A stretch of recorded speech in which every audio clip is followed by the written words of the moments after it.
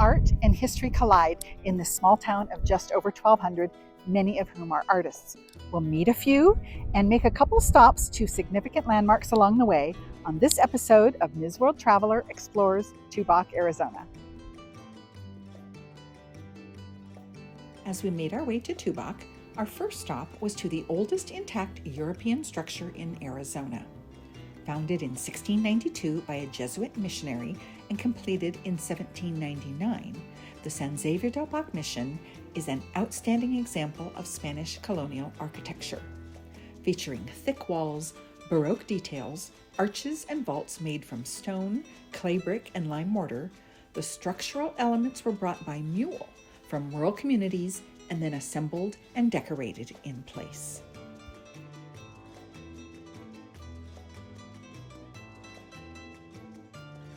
It began as a humble adobe edifice, but to see the detail now, both inside and outside, it has come a long way. Every surface of the naves is covered with painted carved wood elements, telling stories of the ongoing journey of religion in the region. Its beauty and architectural importance has earned it an honored position on the National Register of Historic Places.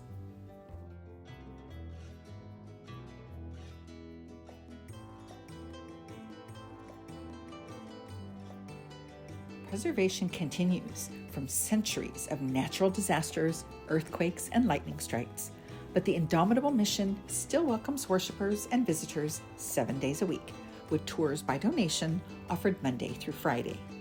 And it's easy to find, right off Interstate 19, about 9 miles south of Tucson.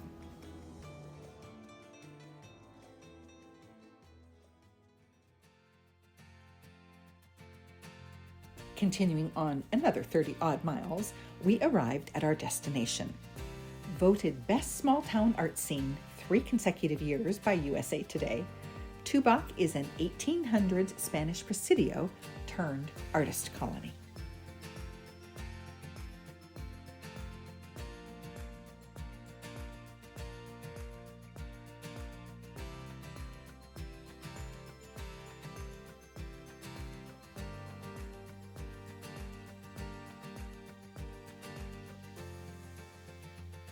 So I'm here with Karin Topping, the Executive Director of Tubac Center of the Arts. And my first question for you, Karin, is how did Tubac become a place that was a draw for artists?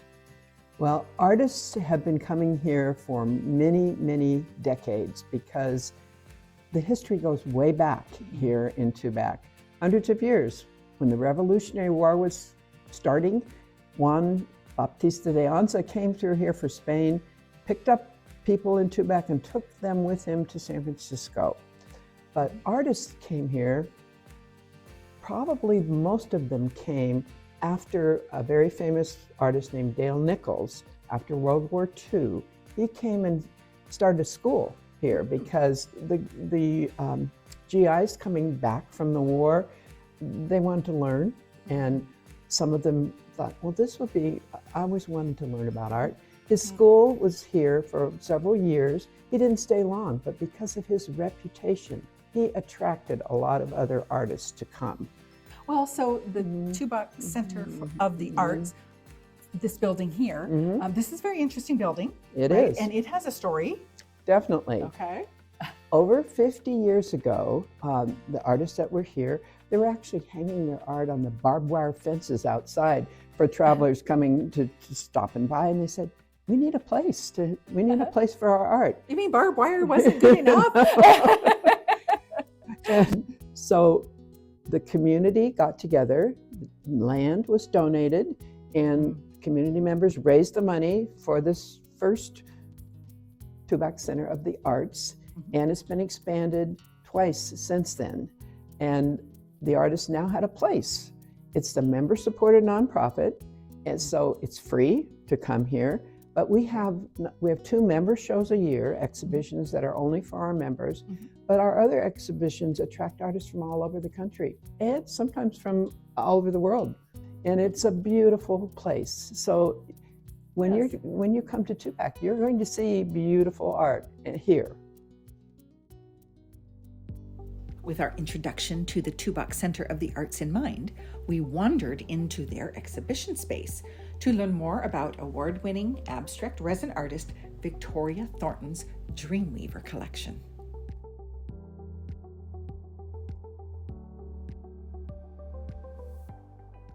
So, Victoria, you're doing a special exhibition here. Yes. And when I walked into your space, I thought to myself, I could buy every single piece in this whole exhibition. That makes me feel so good. It's so fabulous. The colors, they're so beautiful. But you have a special technique. Yes. Okay. Yes, I do. Are you willing to share it? I'm part of it. Okay. Okay. I work with resin and I do multi-layers. So it's not just resin, it's resin with pigments, metallics, and I start out with a texture underneath, and then I add some resin with color, and then I add dyes on top of the resin, and then more resin, and then more dyes and more resin till I get the look that I want. And sometimes I'll put stones while I'm creating, and sometimes I wait to put the stones like these here at the very top so they stick out and they just add extra sparkle. And of course, I use some glitter and lots of bright colors. More glitter. More sparkles, because I love that, yes. But your colors, I've seen kind of a bit of a theme to your colors. So are these the purples, blues, greens, are those some of just your favorites? It's just my favorite colors. When a painting's not working, I throw in some blue and somehow it starts to come together. I love that. And I didn't realize until they were all here how much blue. Yeah, there you go. How much I liked blue. But yes. Yeah. Well, but because you're working in a palette that all blends together, it's not jarring, right? It's not one color and another color. They're just flowing together. Kind of all come together. Yeah. Yes. And this piece is interesting because I usually, people ask me, are you starting with an idea and then go from there? I did with this one. I try not to, because somehow the art has a way of creating itself. It does. Especially if it's a flowing medium, right? Right, and this one was supposed to be a crack in the sky with here, and I had some iridescent work to go underneath it. And when I got it going, it started to look like a worm. So I said, that's not gonna work. And I tried a few other things, and I finally just had to take all of that off of there and kind of start again. And then eventually I started to build more layers, and then finally I got my crack in the sky going a different way and just a whole different look than I had originally anticipated. So yeah. Now, do you want to sell this as a set, or would you be upset if somebody came and said, I want that piece? Well, this piece I set it up so that you can buy just one panel. Okay. Because I know, I had a big vision, but I know people sometimes have walls where they can only fit one or even two, one on each side. So, I've had people where they want them on the sides of their fireplace. So I try to make it so that they're more flexible. Right. Yeah. So that each piece is within itself, complete within itself, but also it could be it could go together. Yeah. Yeah. Or you could just do two pieces, that kind of thing. Yeah. A lot of times I will create them where they do go together. Or when I do a commission, I'll do a bigger piece and that will all pull together. Yeah. So why resin? Well, it's interesting. I started out with, I started in watercolor many years ago, moved into oil, and then I walked away from art for a while until my husband saw me painting one day, just playing around, and said, I haven't seen that look in your face in a really long time, and you have to go back to painting. So I decided to do acrylic instead of oil, but it didn't play the same. So I started looking into mediums, and at the time, they were getting into the acrylic pouring. Yes. And so I learned all about that, and it was fascinating because it took me from realism to more abstract look.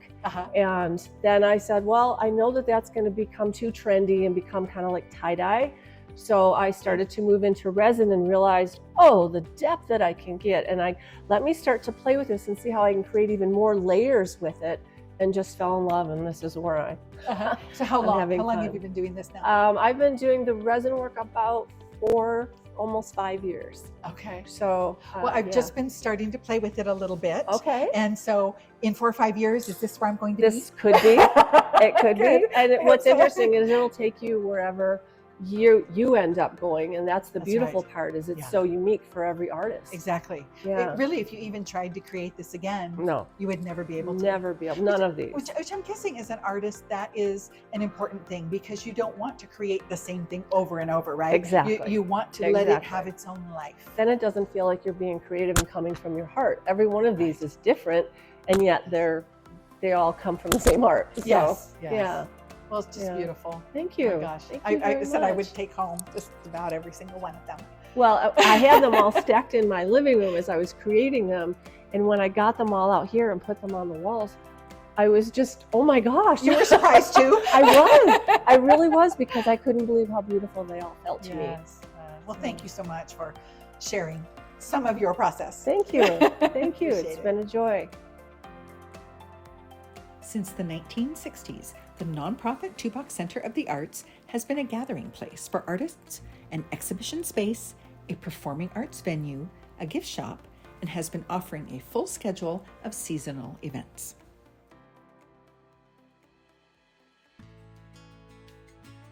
Now that we've got a feel for the history and art scene in Tubac, next time we'll meet a jewelry artisan who designs extraordinary settings for a unique, locally mined stone.